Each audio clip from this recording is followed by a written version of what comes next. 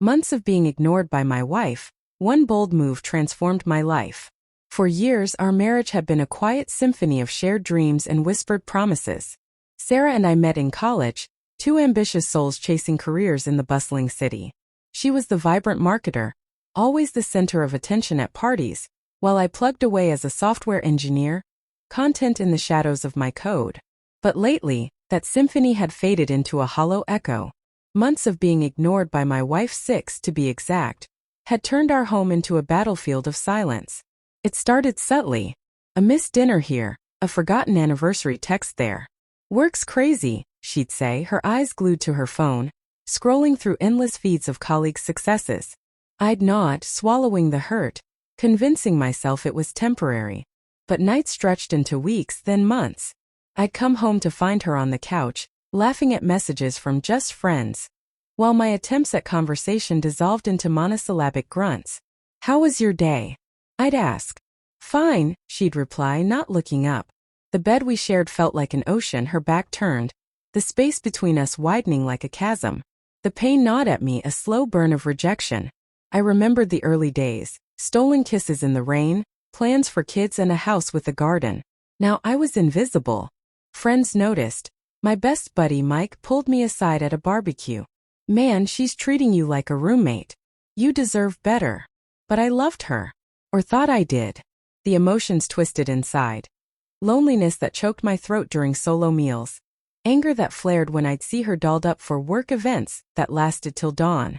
Jealousy, too, creeping in as rumors of her flirting with her boss, Ethan, reached my ears through mutual acquaintances.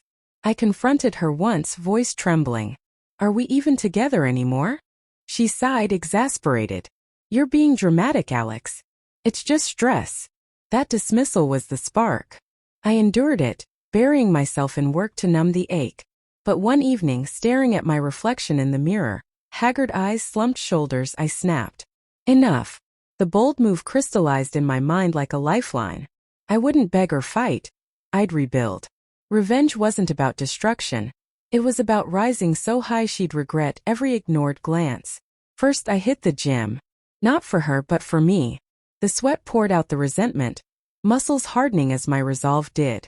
I enrolled in online courses, sharpening my coding skills into something entrepreneurial. Nights she spent out, I spent coding an app, a revolutionary tool for remote teams, born from my own isolation. Connect Hub, I called it. Ironic in its promise to bridge gaps I couldn't in my marriage. Months blurred. Sarah's absences grew bolder. She'd come home reeking of wine and cologne, collapsing without a word. I said nothing, channeling the fury into my project. Secretly, I pitched to investors. One bit.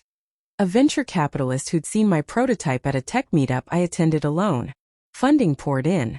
I quit my job, hired a team. Success snowballed. Articles and tech blogs, downloads skyrocketing. Suddenly, I was the one with invitations, networking events where eyes lingered on me. The transformation hit Sarah like a freight train. One day, she walked in to find me packing. "What's this?" she demanded, finally seeing me. I looked at her, calm. "I'm leaving. The divorce papers are on the table." Her face crumpled, shock then tears. "Alex, wait. I've been stupid. Ethan's nothing. It's you I love." But her words rang hollow, laced with desperation as she scrolled my rising fame on her phone. "Your app. You're everywhere now." I felt a surge of vindication, the sweet sting of revenge. "You ignored me when I needed you most," I said, voice steady despite the storm inside. "Now watch me thrive without you." I walked out, heart pounding with liberation. The bold move? Choosing myself. It wasn't just leaving. It was reinventing. Life post Sarah was a whirlwind. Connect Hub went viral, sold for millions. I traveled Paris cafes, Tokyo lights, meeting people who saw me truly. Emotions evolved. From raw grief to empowering joy. I dated, laughed freely. Then the ultimate twist. Sarah messaged, begging for coffee. "I miss us," she wrote. I replied politely, declining. Seeing her at a conference later, diminished while I keynote, sealed it. Revenge tasted like freedom. Today I wake to purpose, not echoes. One bold move didn't just transform my life. It reclaimed it.